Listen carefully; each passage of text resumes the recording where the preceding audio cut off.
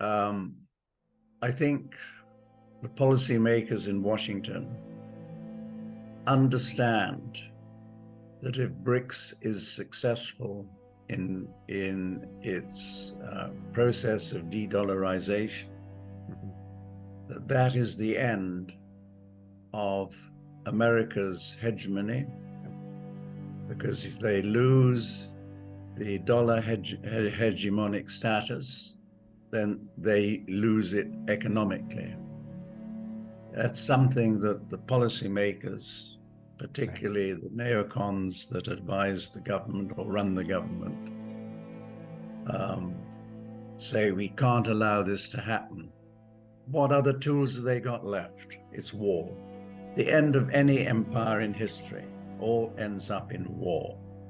So I think, war is inevitable. So what's happening now, you have to, it's all part of this process.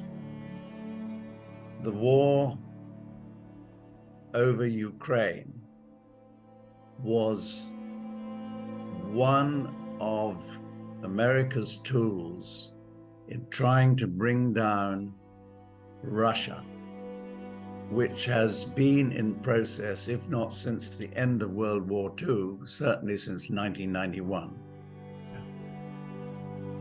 And the objective has always been, we want Russia's natural resources, and we can only get those natural resources if we dismember Russia.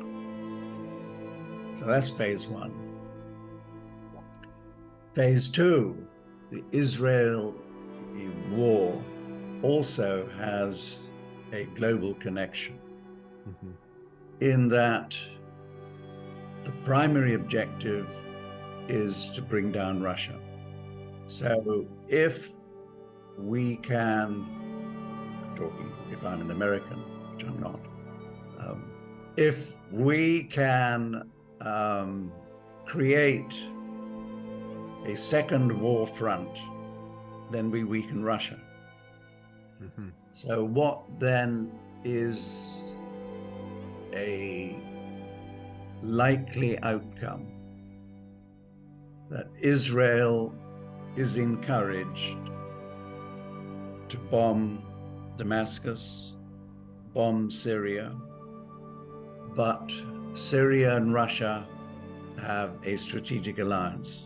So that brings Russia into the war. I think that Russia and China have been advising Iran, who in turn have been advising Hezbollah's leadership. Step back, don't want confrontation yet. We're not ready for it.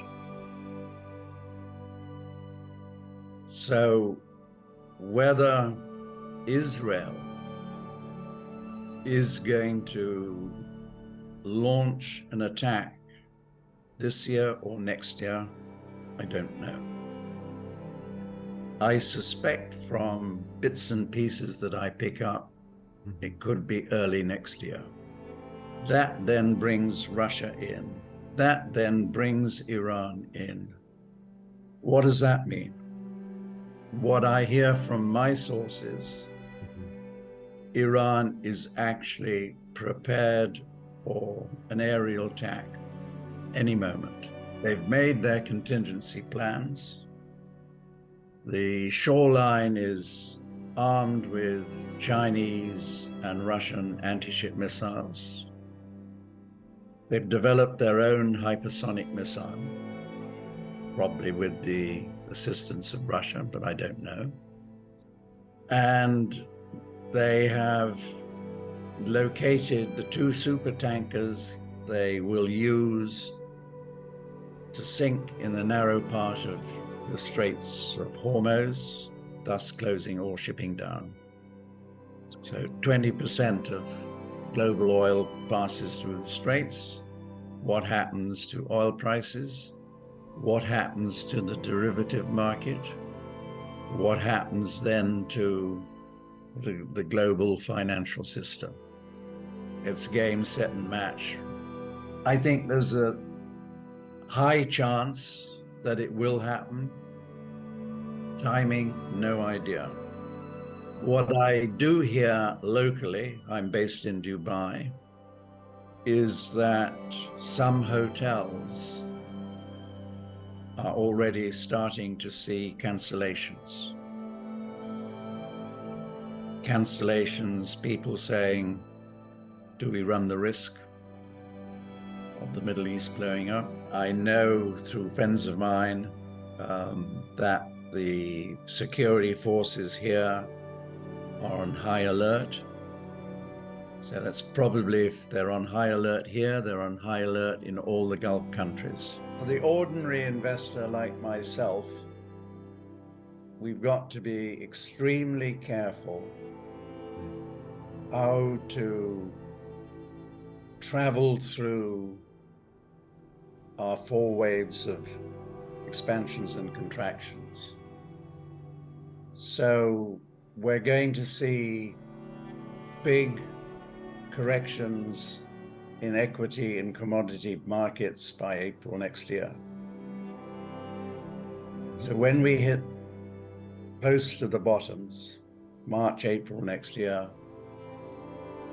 that is a great buying opportunity because we are moving into a very inflationary period. But that period is not going to last long. I keep reminding people what happened between around mid-1979 and mid-1980. And I take copper as the example. Copper prices in the space of 12 months rose by 75%. And then they collapsed. So play the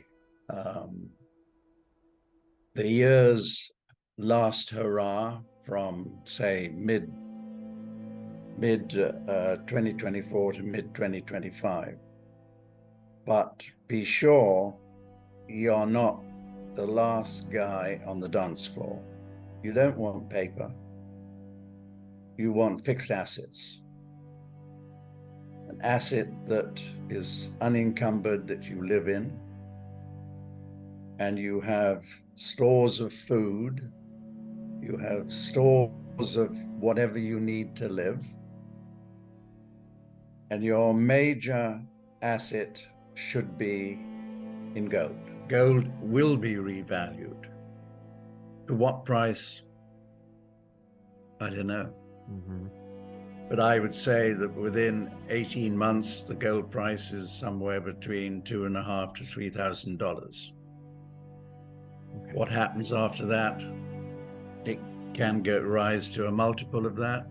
But what does it mean? There have been examples that Saudi sold oil to China, got paid in RMB, and they immediately went on to the Shanghai Gold Exchange and converted it into gold.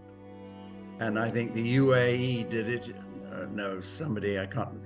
One of the Gulf countries did it in gas. Same thing. That's what you can do.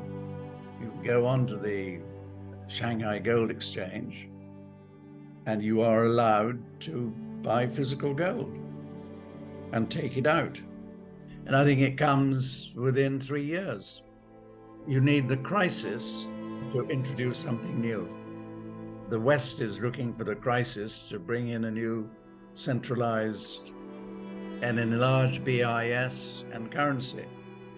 My take is that BRICS has a different view of the world to G7 countries. Theirs is a multipolar world. G7 is a unipolar world. Therefore, I think when push comes to shove, it's 2 separate currencies. But arising out of the internal and external wars, you will then reach the point where common sense prevails amongst global leaders and you come back into a multipolar world that is accepted by all the major players. But it requires a crisis to get there.